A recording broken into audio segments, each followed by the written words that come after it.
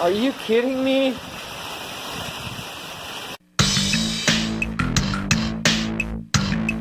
greensandmachines.com.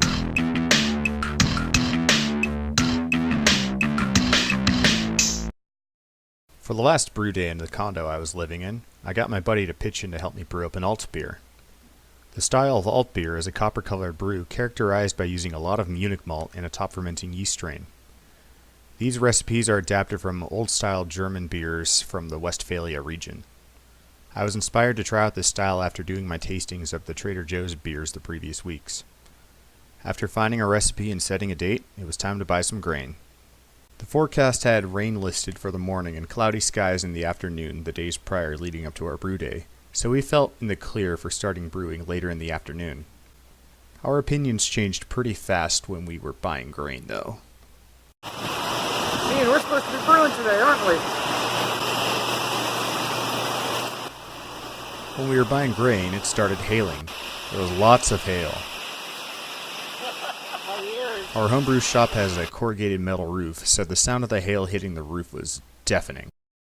The hail ended up stopping at some point during our purchase, sparing our ears of any more noise. At least the hail happened before we started brewing. Here's the grain bill we settled on for a 10-gallon batch. Going back with our typical 3-tiered system for maximum condo brewing efficiency, 7.25 gallons of water were heated for the mash.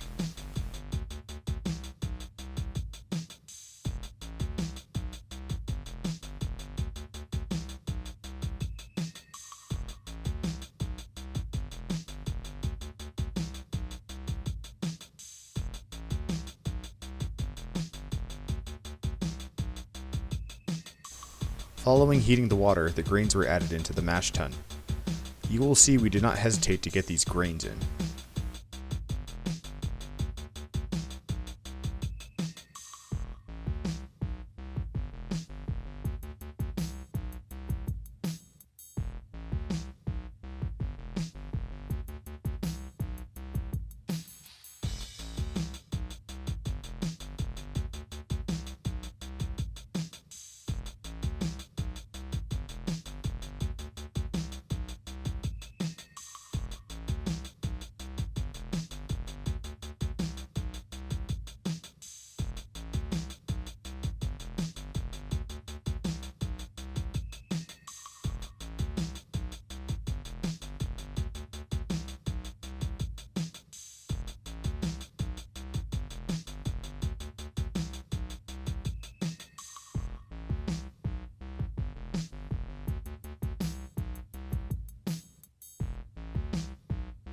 The mash thickened as it was supposed to, and we started our 90-minute mash timer.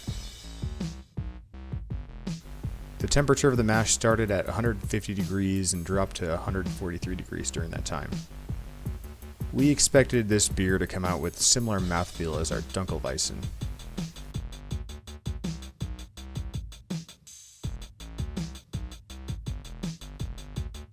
When our mash was complete and we got everything else set up, we started draining our wort into several buckets.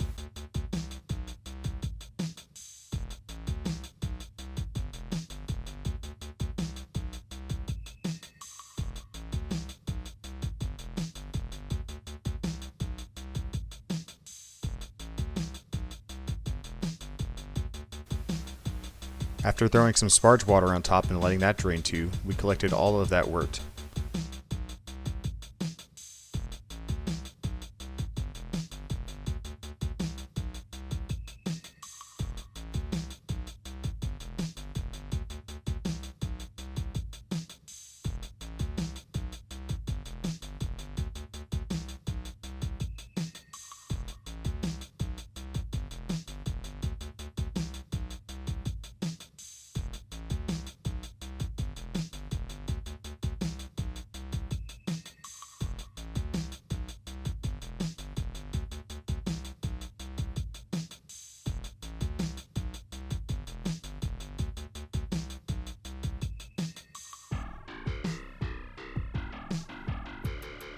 We collected about 14 gallons of wort and we put that into our boil kettle.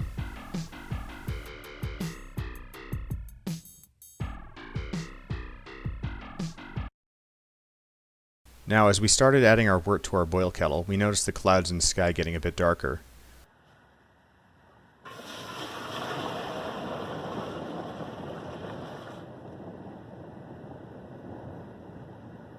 I hope it's an airplane and not like thunder. Sounds like thunder. Whole hill's screwing. Like if we get hit by another hailstorm. If we get hit by another hailstorm, dude, you have no idea how mad I'm gonna be. And it didn't spill as much down the sides this time.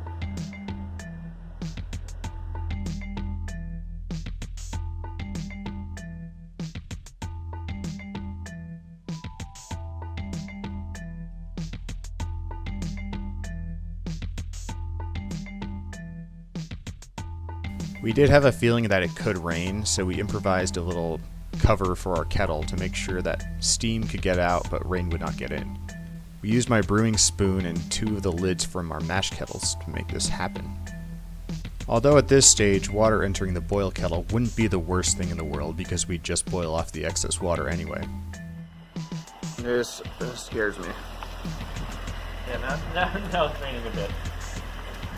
Yeah, I can see that. Now it's hailing. It's hailing again. It's hailing, and we're brewing. This is fantastic. It's a special brew. It's gonna be the hail brew. Goodness gracious. Everything is not aligning today.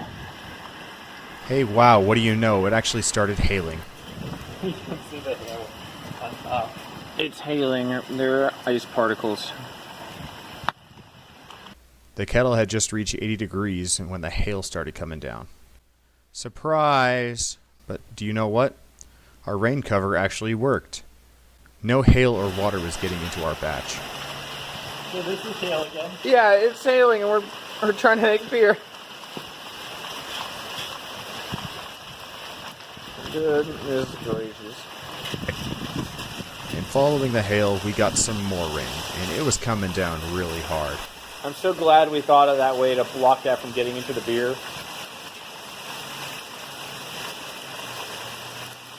There's a lot of hail. Yeah, there is a lot of hail.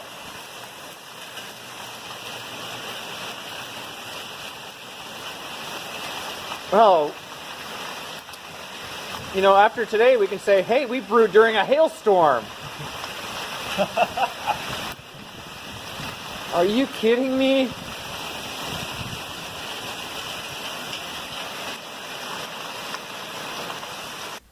I was more worried about the flame on the burner going out than anything else. Getting the flame relit during the downpour would be nearly impossible. I'm glad we're not boiling it. We would have trouble if we were boiling.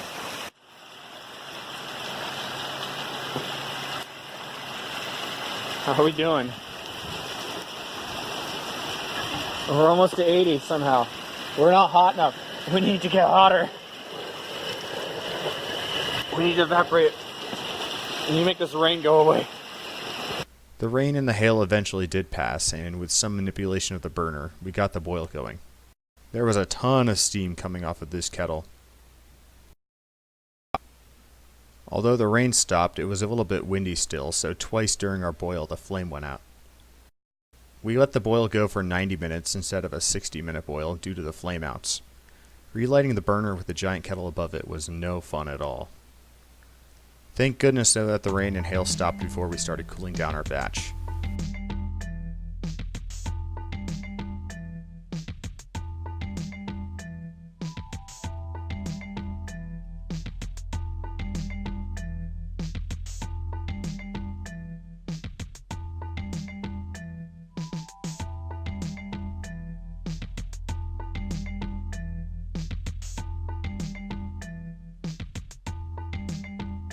With the immersion chiller in place, the wort cooled really fast and we transferred the wort to our fermenters. It was also really dark outside.